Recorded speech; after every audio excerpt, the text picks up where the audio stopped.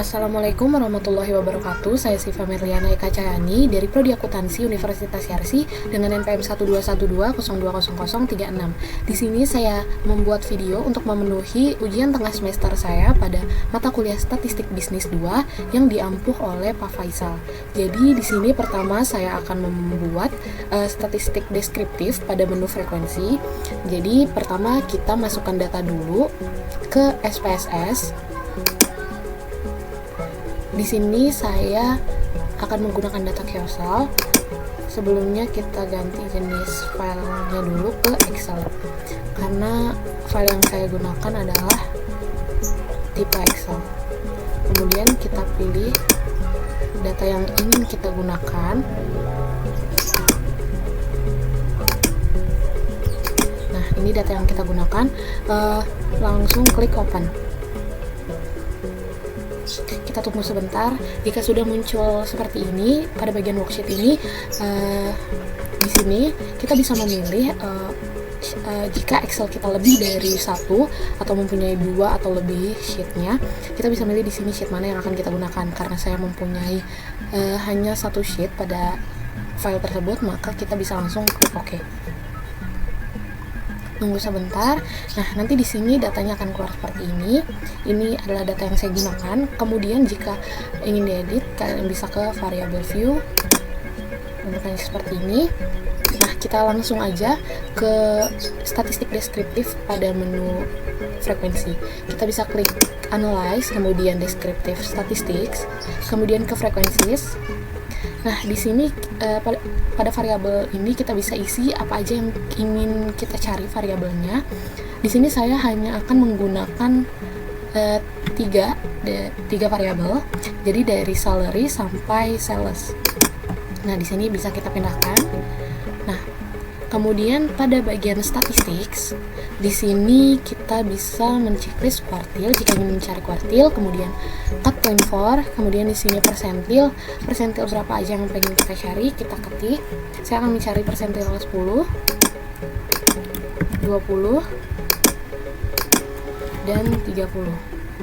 Nah, di SPSS 22 ini tidak ada menu desil, jadi bisa kita anggap ini persentil 10 ini adalah desil 1, persentil 20 adalah desil 2, kemudian 30 juga desil 3. Nah, di sini central tendensinya bisa kita checklist mana aja yang mau kita gunakan dalam statistiknya. Di sini saya akan menceklis semuanya dari mean, median, modus, dan sum. Nah, di dispersionnya juga saya akan menceklis standard deviation, range atau rata-rata, minimum, dan maksimum. Kemudian kita klik continue. Nah, di sini saya juga akan menggunakan chart. Di sini ada 3 pilihan dan saya akan menggunakan bar chart. Kemudian klik continue. Ya sudah, bisa langsung kita klik OK. Kita tunggu sebentar untuk melihat hasil outputnya. Nah, di sini sudah keluar hasil outputnya di statistik ini. Di sini saya akan menginterpretasikan pada tabel ini. Yang pertama itu adalah N atau jumlah data yang valid. Pada variabel salary, jumlah data yang valid adalah 196. Begitu juga untuk PC salary dan sales. Nah, missing ini adalah data hilang. Untuk salary, PC salary, dan sales adalah 0, yang berarti tidak ada data yang hilang. Selanjutnya ada mean. Mean ini adalah nilai rata-rata. Di sini untuk variabel salary dari 196 data, rata-ratanya adalah 1296,23. Untuk PC salary 13,52. Untuk variabel sales adalah 7019,95 sekian. Nah, untuk median ini adalah nilai tengah dari 196 data. Pada variabel salary itu nilai tengahnya adalah 1043,0, untuk PC salary 9,0, dan untuk sales adalah 3693,34 sekian. Nah, mode ini adalah modus. Modus untuk variabel salary adalah 441, untuk PC salary adalah 9, dan untuk sales adalah 175,19 sekian. Selanjutnya ada standard deviation. Standard deviation ini adalah ukuran penyebaran data. Nah, pada variabel salary-nya itu standard deviation-nya adalah 14.411,332, untuk PC salary adalah 32,861, dan untuk sales adalah 10.908,56 sekian. Nah, range ini pada variabel salary itu ada 14.599, kemudian di PC salary ada 273, kemudian di sales ada 97.474,69.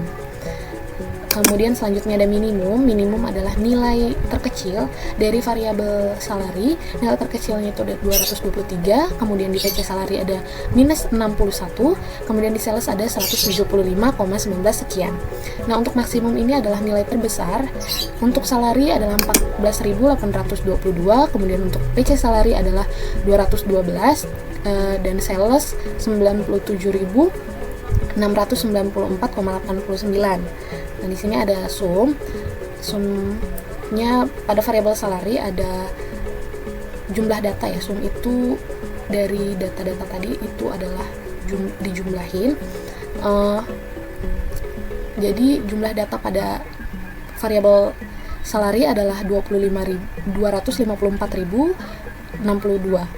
Kemudian di PC salary jumlah datanya ada 2.649, kemudian di sales itu ada 1.375.911.495. Nah, di sini ada persentil. Tadi kan kita mencari 10, 20 dan 30. Nah, persentil untuk variabel salary yang 10 adalah 523,50. Kemudian PC salary ada minus 11, kemudian di sales ada 1.106,54 sekian. Nah, begitu juga untuk persentil 20 dan 30. Kemudian kita next. Nah, pada tabel berikutnya adalah frekuensi tabel.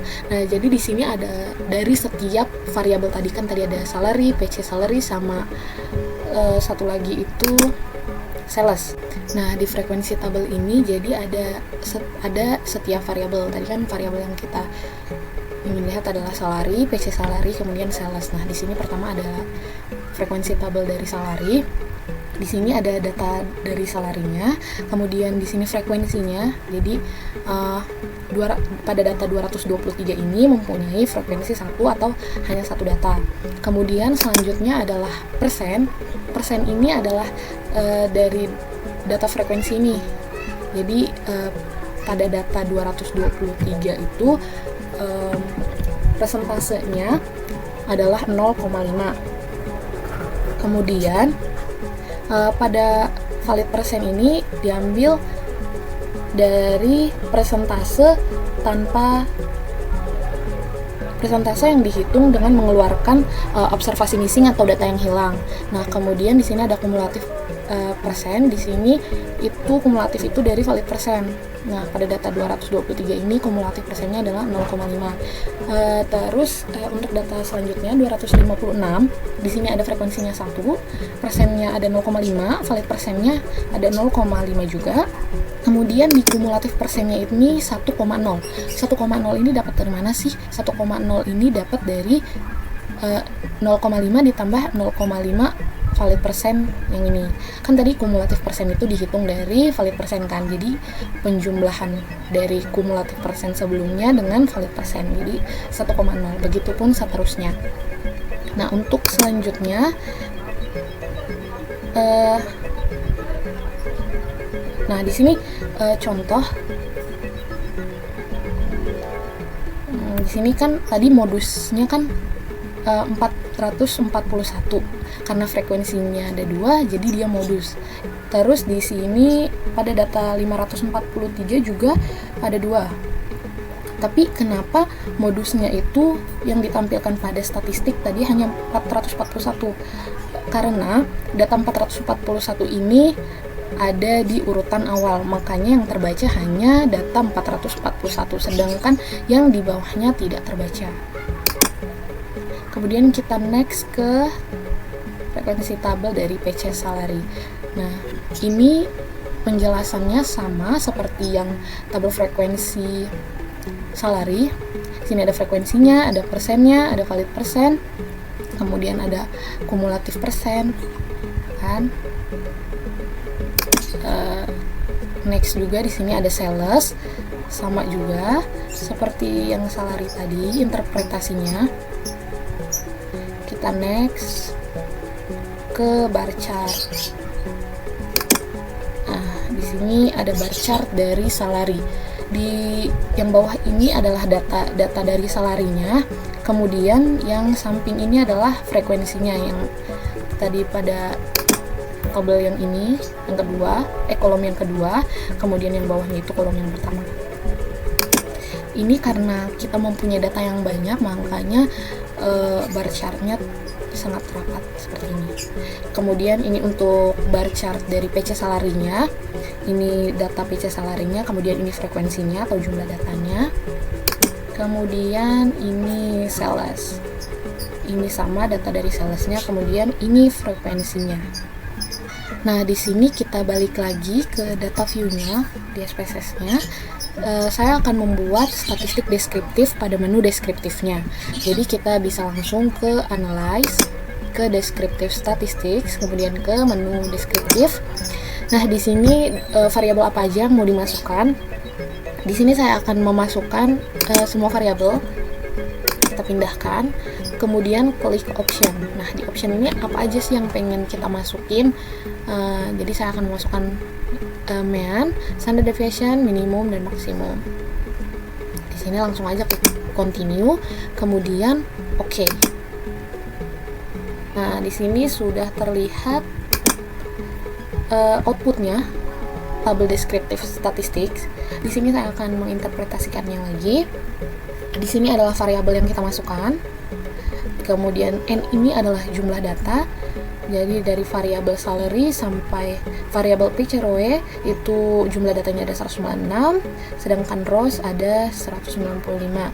Nah, valid n ini atau listwise itu adalah data yang valid. Jadi data yang valid ada 195. Nah, kemudian kolom minimum ini kan nilai terkecil ya. Nilai terkecil di sini dari variabel salary dari 196 datanya, nilai terkecilnya ada 223, kemudian yang maksimum nilai terbesar itu ada 14.822, mean itu nilai tengahnya,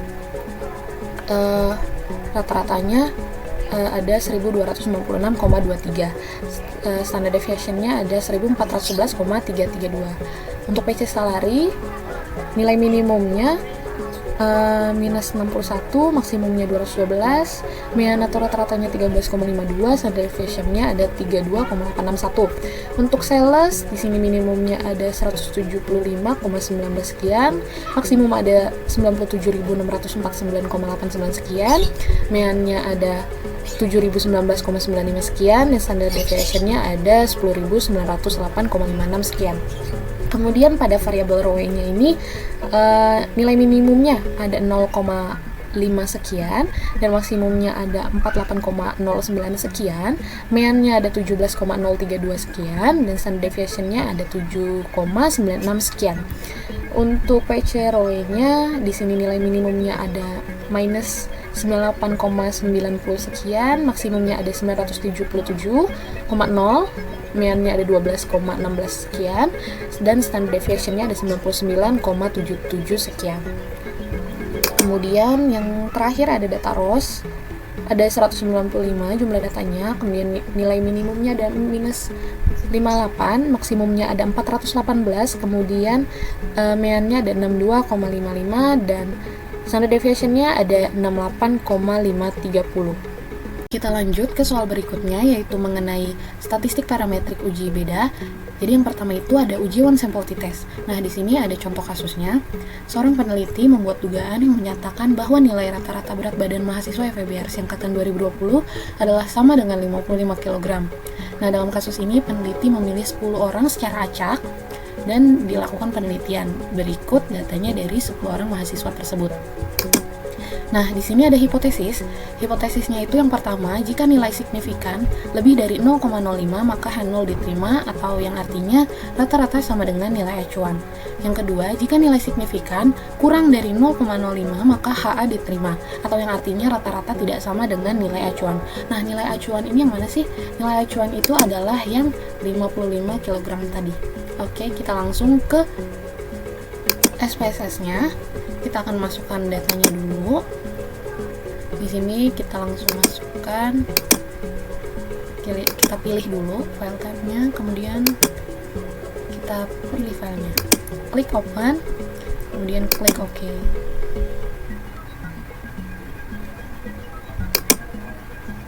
Nah, di sini sudah ada datanya. Kita ke variable view dulu untuk mengedit desimalnya menjadi 0. Balik lagi ke data view, kita langsung uji one sample t-test-nya dengan mengklik analyze, kemudian ke compare means, lalu ke one sample t-test. Nah, setelah ke one sample t-test ini, variabel berat badannya ini kita masukkan ke test variable. Nah, di sini ada test value. Test value itu adalah nilai acuan. Nah, nilai acuan di contoh kasus tadi adalah 55, maka kita masukkan 55, kemudian klik OK. Nah, di sini sudah ada hasil outputnya. Di sini ada jumlah datanya yaitu 10, meannya 59,00, kemudian standard deviation-nya ada 7,379. Nah, di sini tabel berikutnya ada one sample test.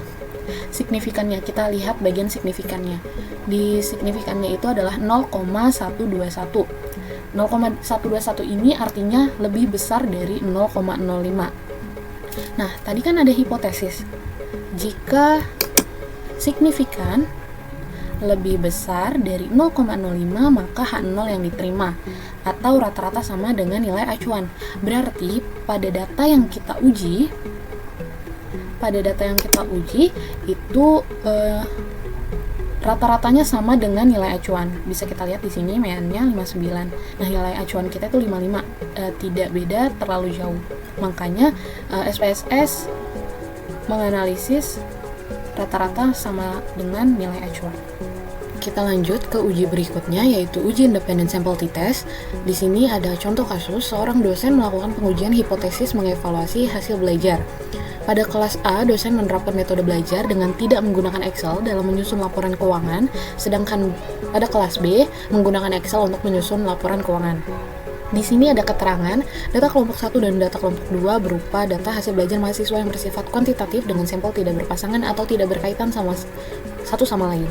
Di sini ada variable view, ada variable value, kelompok 1 tidak menggunakan Excel dan kelompok 2 menggunakan Excel. Di sini ada datanya. Nah, di sini ada dua hipotesis. Yang pertama ada hipotesis varians atau signifikan F. Jika signifikan lebih dari 0,05, maka H0 diterima atau yang artinya kedua kelompok memiliki varians yang sama. Sedangkan jika kurang dari 0,05, maka H1 diterima atau artinya kedua kelompok memiliki varians yang berbeda. Yang kedua ada hipotesis signifikan T. Jika signifikan 0 lebih besar dari 0,05, maka H0 diterima atau kedua kelompok memiliki rata-rata nilai yang sama. Dan jika signifikan kurang dari 0,05, maka H1 diterima atau kedua kelompok memiliki rata-rata yang berbeda. Kita langsung ke SPSS-nya. Di sini kita buka dulu filenya. File apa yang akan kita gunakan? Di sini saya akan menggunakan file Excel independent t-test. Kita open. Tunggu sebentar, kemudian klik OK.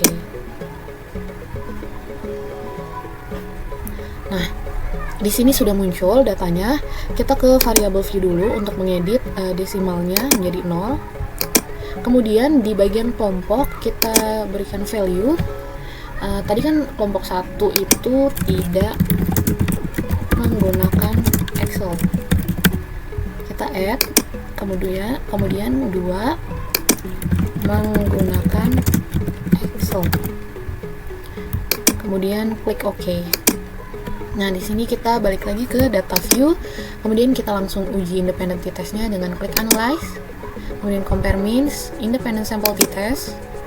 Nah, di kelompok ini kita masukkan ke grouping variable, sedangkan nilai ini kita masukkan ke test variable.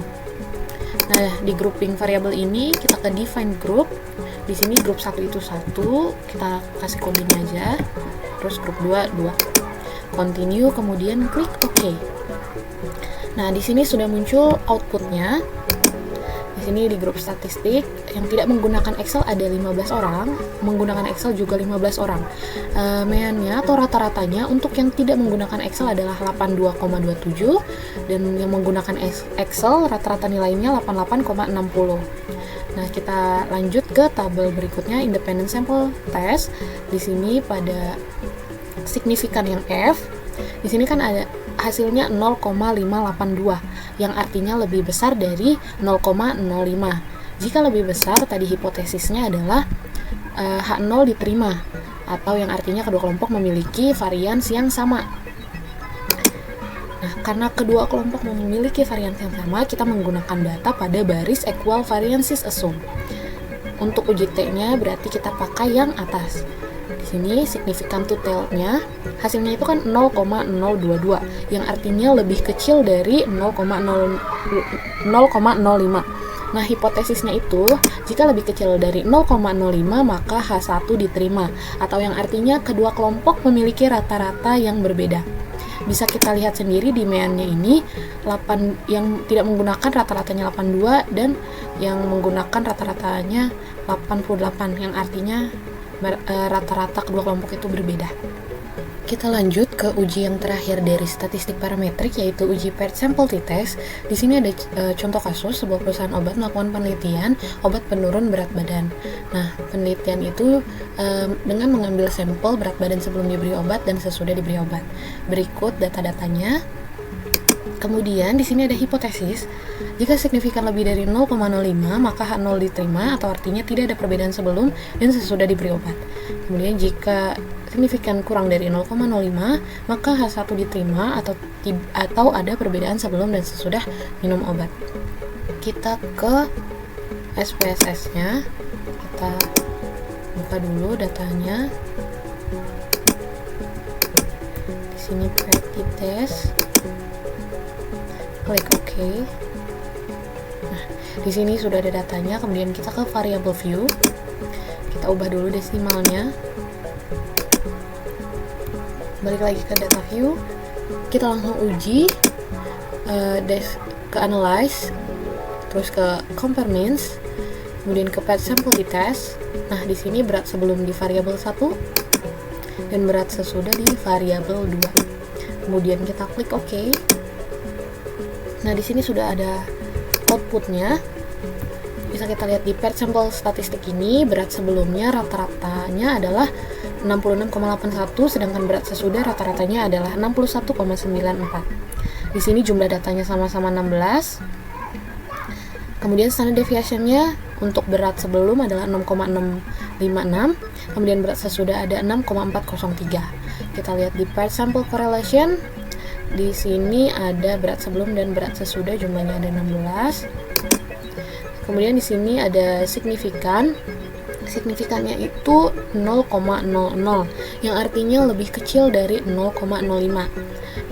Seperti hipotesis tadi, jika lebih kecil dari 0,05 maka H1 diterima, yang artinya ada perbedaan sebelum dan sesudah minum obat. Kita lihat pada rata-rata di sini berat sebelum itu 66, sedangkan berat sesudah itu 61. Jadi benar jika ada perbedaan antara berat sebelum dan berat sesudah meminum obat. Selanjutnya setelah uji beda adalah uji ANOVA. Yang pertama itu ada one way ANOVA. Di sini ada contoh kasusnya. Sebuah penelitian dilakukan dengan mengambil sampel pasien yang dikelompokkan menjadi 3 sesuai dengan merek obat yang diminum, yaitu pasien meminum obat merek X menjadi kelompok pasien 1, obat merek Y menjadi kelompok pasien 2, dan obat merek Z menjadi kelompok pasien 3. Di sini ada keterangan sebuah penelitian dilakukan dengan mengambil sampel pasien yang dikelompokkan menjadi 3 sesuai dengan merek obat yang diminum. Merupakan 2 variabel yang bersifat bebas satu sama lain. Nah, ini variabel value-nya. Kelompok pasien 1 obat X, pasien 2 obat Y, dan pasien 3 adalah obat Z. Di sini ada datanya. Kemudian di sini ada table of homogeneity of variance. Jadi nanti di tabel itu ada signifikan jika lebih besar dari 0,05 maka H0 diterima, yang artinya dapat melanjutkan analisis. Kemudian, nah di sini ada hipotesis untuk uji ANOVA-nya, jika signifikan lebih dari 0,05 maka H0 diterima, yang artinya rata-rata tekanan darah orang peminum obat X, Y, dan Z itu sama. Kemudian jika signifikan kurang dari 0,05 maka HA diterima, atau rata-rata tekanan darah orang peminum obat X, Y, dan Z tidak sama. Kita langsung ke SPSS-nya. Di sini kita buka datanya dulu. One way.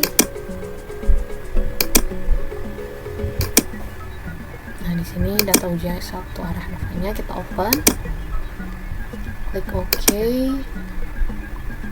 Nah, di sini kita ke variable view dulu untuk mengedit desimal menjadi 0. Nah, di kelompok pasien itu kita kasih value yang value-nya itu 1 obat X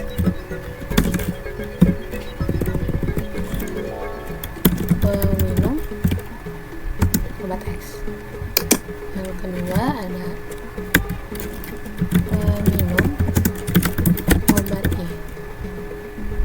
Kemudian yang ketiga peminum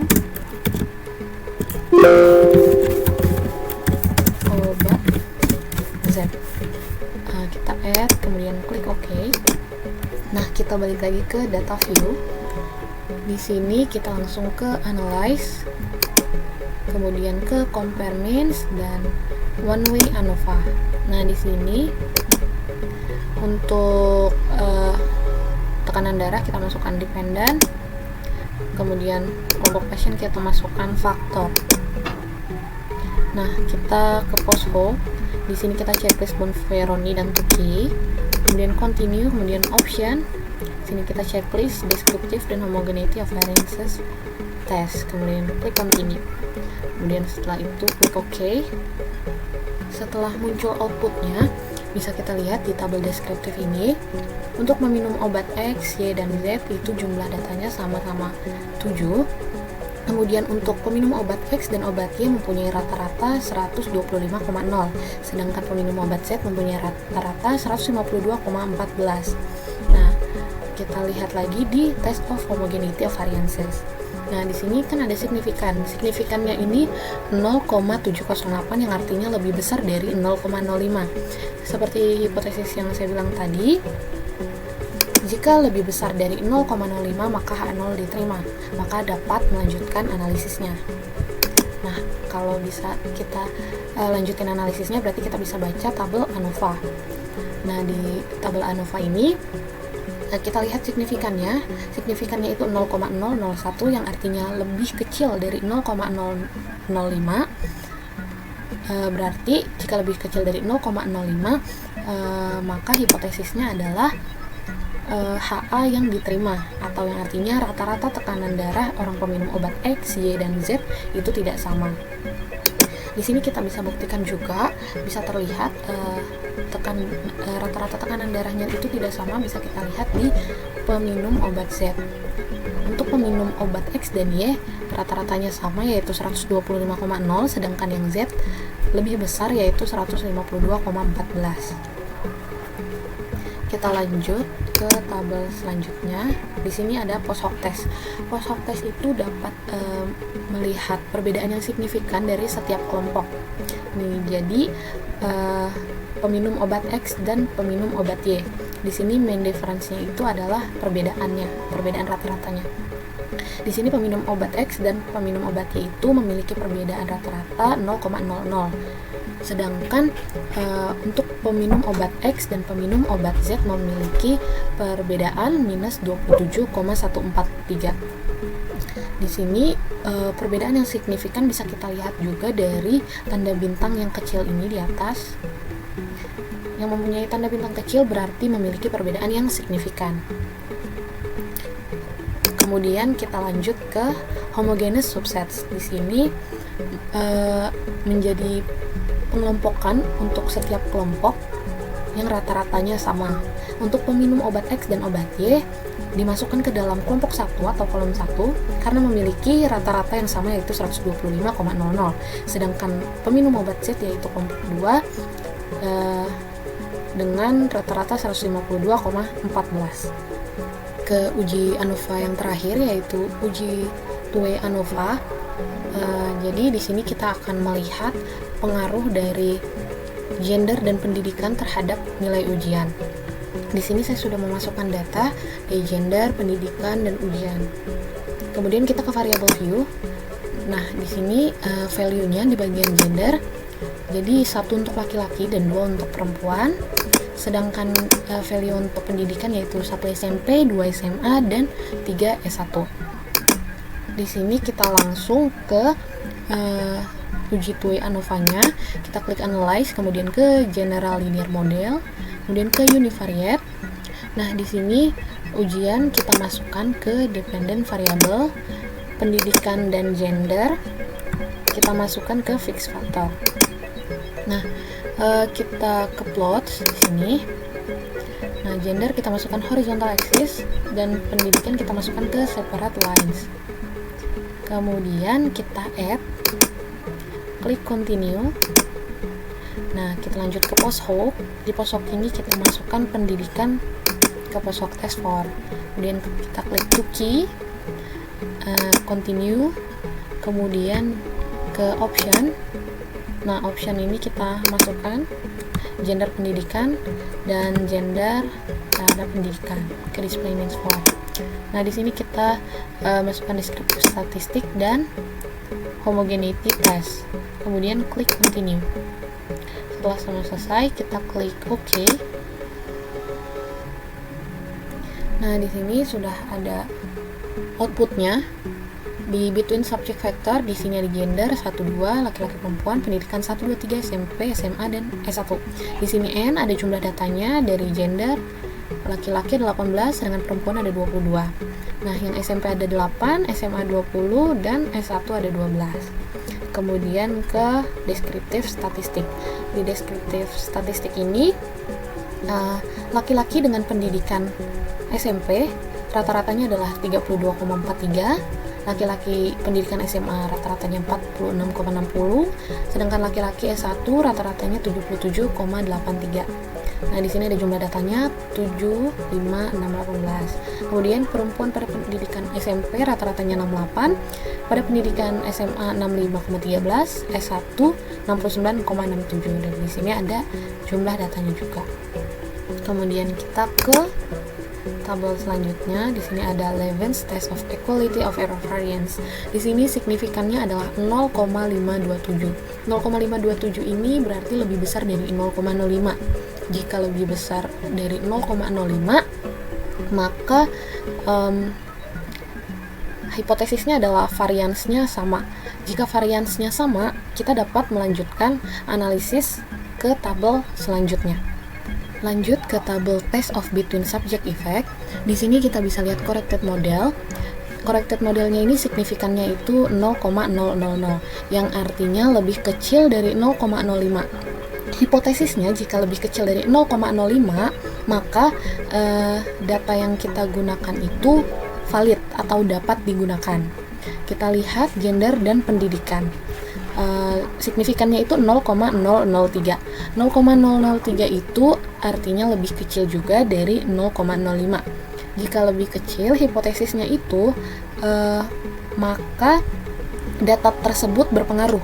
Jadi gender dan pendidikan itu berpengaruh terhadap nilai ujian. Kemudian ke tabel selanjutnya yaitu post hoc. Nah, di post hoc ini sama dengan uji one way tadi.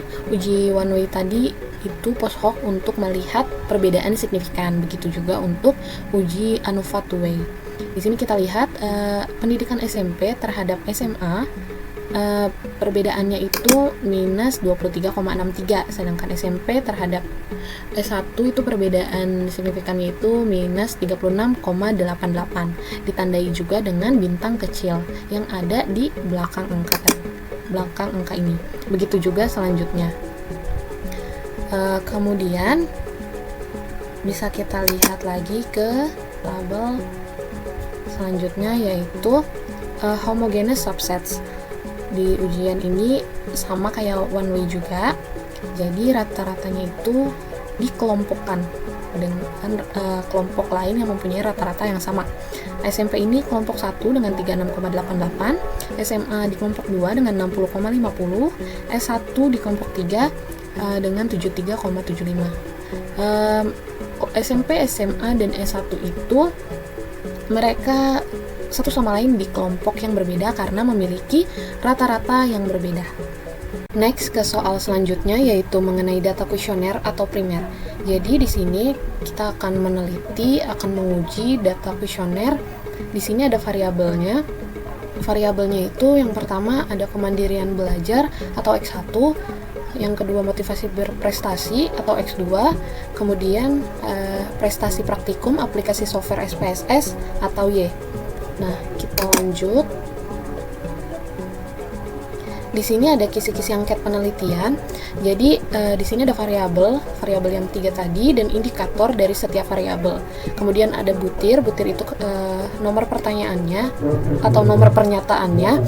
Jadi contoh misalkan dari variabel kemandirian belajar untuk indikator mampu bekerja sendiri tercerminkan dalam pernyataan nomor 1 dan 2. Begitu juga selanjutnya.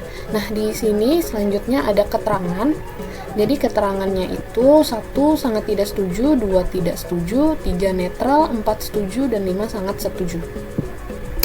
Kita lanjut. Nah, di sini ada pernyataan dari setiap variabel, dari kemandirian belajar sampai prestasi praktikum. Langsung aja ke SPSS-nya.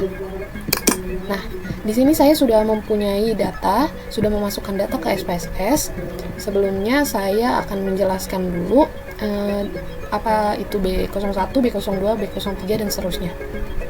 Jadi B ini adalah kode untuk variabel kemandirian belajar. Kemudian di sini ada M itu adalah kode variabel motivasi berprestasi. Kemudian yang terakhir itu ada variabel W. Variabel W itu adalah prestasi praktikum aplikasi software SPSS. Nah, setiap nomornya itu ada nomor 1, 2 itu adalah kode dari pernyataannya. Nah, di sini saya akan melakukan uji kualitas data terlebih dahulu, yaitu uji validitas dan uji reliabilitas. Sebelum itu kita ke variabel view. Nah, di variabel view ini dari B01 sampai W07 di value-nya itu kita masukkan keterangan yang sudah ada di soal tadi, yaitu 1 sangat tidak setuju, 2 tidak setuju, 3 netral, 4 setuju, dan 5 sangat setuju. Balik lagi ke data view, kita langsung untuk uji kualitas datanya. Yang pertama klik analyze, kemudian kita klik scale, kemudian reliability analysis. Kemudian kita masukkan di item ini adalah dari setiap variabel. Jadi yang pertama kita masukkan adalah variabel B dulu. Jadi dari B01 sampai B06 kita masukkan. Kemudian ke statistik. Nah, di sini kita checklist scale if item deleted. Kemudian klik continue. Kemudian klik OK. Nah, akan keluar seperti ini. Kita balik lagi ke SPSS-nya lagi. Kita lakukan hal yang sama untuk variabel M dan W. Nah, kita balikan. Selanjutnya variabel M.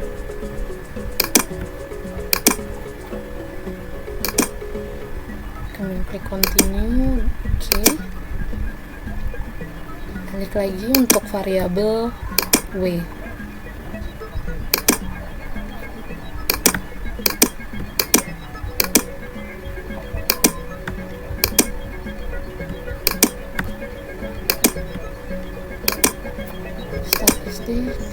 Continue. Oke. Nah, di sini kita lihat hasil outputnya. Di sini ada reliability. Nah, bisa kita baca untuk yang pertama adalah B01 sampai B06, yaitu dari variabel kemandirian belajar. Yang pertama kita interpretasikan dulu untuk uji validitas. Nah, uji validitas ini bisa kita lihat di corrected item total correlation. Jadi syaratnya itu adalah jika corrected item dari data tersebut lebih dari 0,3, maka item pernyataan tersebut valid. Nah, kita cek untuk variabel B01 sampai B06. Di sini kita lihat corrected itemnya lebih dari 0,3 semua, yang artinya item atau pernyataan dari variabel B itu adalah valid atau dapat digunakan. Nah, kita lanjut ke uji reliabilitas. Nah, uji reliabilitas ini kita lihat di tabel reliability statistik di Cronbach alfanya. Di sini kan 0,767. Jadi persyaratan reliabilitas itu jika hasil di Cronbach alfanya lebih dari 0,6 maka item pernyataan tersebut reliable. Nah, kita lihat bahwa ini lebih dari 0,6, berarti artinya variabel ini atau variabel kemandirian belajar adalah reliable. Kemudian kita next ke variabel selanjutnya, yaitu motivasi prestasi, variabel M. Di sini kita lihat untuk corrected item total correlation-nya itu lebih dari 0,3 semua, yang artinya item pernyataan dari variabel M atau kemandirian prestasi atau motivasi prestasi yaitu valid atau dapat digunakan pernyataannya. Kemudian kita uji reliabilitasnya yaitu 0,818, yang artinya pernyataan dari variabel M ini atau motivasi prestasi itu reliable. Kita next untuk variabel yang terakhir, yaitu prestasi praktikum aplikasi software SPSS. Nah, di sini kita lihat dari variabel W01 sampai W07 di corrected itemnya itu lebih dari 0,3 semua, yang artinya item pernyataan dari variabel W atau prestasi praktikum itu valid atau dapat digunakan. Kita cek reliabilitasnya, hasilnya itu 0,778, yang artinya lebih besar dari 0,6, maka item pernyataan dari variabel W atau prestasi praktikum ini itu reliable pernyataannya. Uji selanjutnya yaitu uji asumsi klasik. Kita langsung balik ke data SPSS tadi. Nah, uji asumsi klasik ini dibagi menjadi 3, yaitu uji normalitas, uji multikolonialitas, dan uji heterokedastisitas. Sebelum melakukan pengujian, saya akan menambahkan dari setiap variabelnya dengan cara klik transform, kemudian compute variable. Nah, di sini kita target variabel itu kita namakan dengan total underscore B. Nah, ini untuk variabel B. Caranya B01 kita pindahkan ke numeric expression, kemudian tambah sampai variabel B yang terakhir yaitu B06.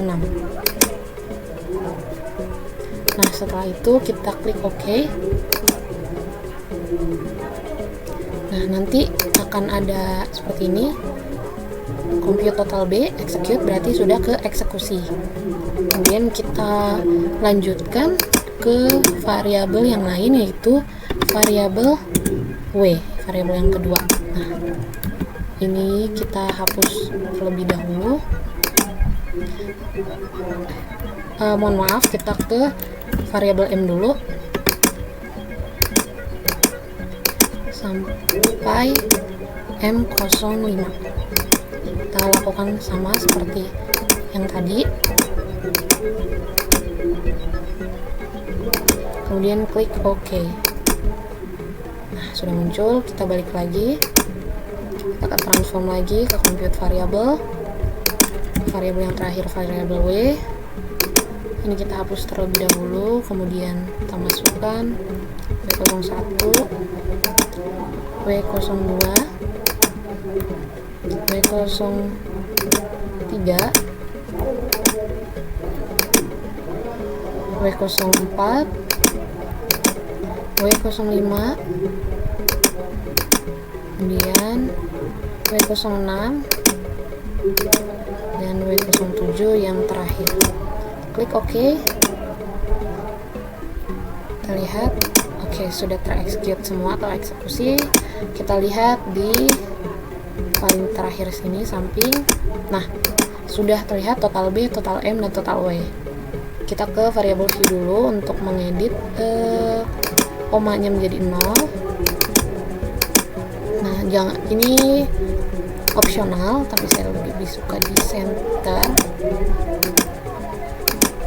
kemudian kita ganti scale yang ini.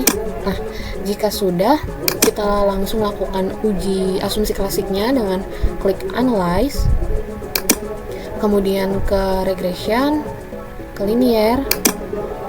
Nah, di dependent ini adalah untuk variabel W. Jadi variabel prestasi praktikum aplikasi software SPSS itu adalah variabel dependent. Kemudian di independent ini kita masukkan total B dan total M karena itu merupakan variabel independent. Nah, setelah sudah dimasukkan semua, kita klik statistik. Di statistik ini kita checklist collinearity diagnostic, kemudian continue, kemudian plots, zprep ini kita masukkan ke S, receipt ini kita masukkan ke Y. Langsung kita klik continue, kemudian ke save. Di save ini kita hanya men-checklist di residual unstandardized, kemudian continue, kemudian klik OK.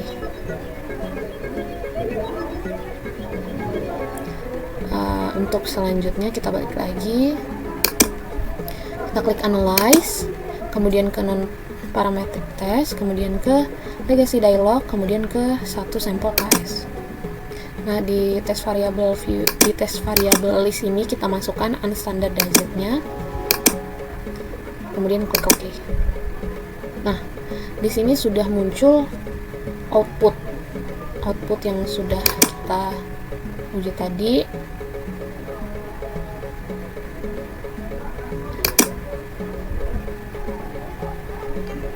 Kita akan kita akan interpretasikan pengujian yang sudah kita lakukan. Jadi yang pertama itu adalah uji normalitas. Nah, uji normalitas ini kita lihat di tabel one sample Kolmogorov, yaitu di sini. One sample Kolmogorov, kita lihat di bagian assign site signifikan to tailed-nya. Di sini 0,074 kan. Nah, jadi itu persyaratannya jika signifikannya lebih dari 0,05 maka data terdistribusi dengan normal. Jadi data kuesioner ini terdistribusi dengan normal. Kemudian yang selanjutnya itu ada uji multikolonialitas, dilihat dari tabel koefisien. Tabel koefisien di sini. Kita lihat pada kolom collinearity statistik. Di tolerance ini, jika lebih dari 0,1 dan FIF-nya ini kurang dari 10, maka data kuesioner tidak multicol. Nah, jadi untuk data kuesioner ini memenuhi syarat dengan lebih dari 0,1 toleransinya dan FIF-nya kurang dari 10. Yang artinya data kuesioner ini tidak multicol atau tidak ada korelasi antar variabel independen, yaitu variabel kemandirian belajar dan motivasi berprestasi. Nah, ini menunjukkan model regresi yang baik untuk data kuesioner ini. Kemudian uji yang terakhir itu adalah uji heteroskedastisitas. Nah, kita lihat di chart scatter plot. Nah, di chart ini kita lihat jika lingkaran kecil ini tidak bertumpukan, maka data ini dikatakan hetero. Jadi data kuesioner ini bisa atau dapat dikatakan hetero atau terdapat kesamaan varians. Sekian video dari saya untuk memenuhi ujian tengah semester pada mata kuliah statistik bisnis. Mohon maaf jika ada kesalahan. Wassalamualaikum warahmatullahi wabarakatuh.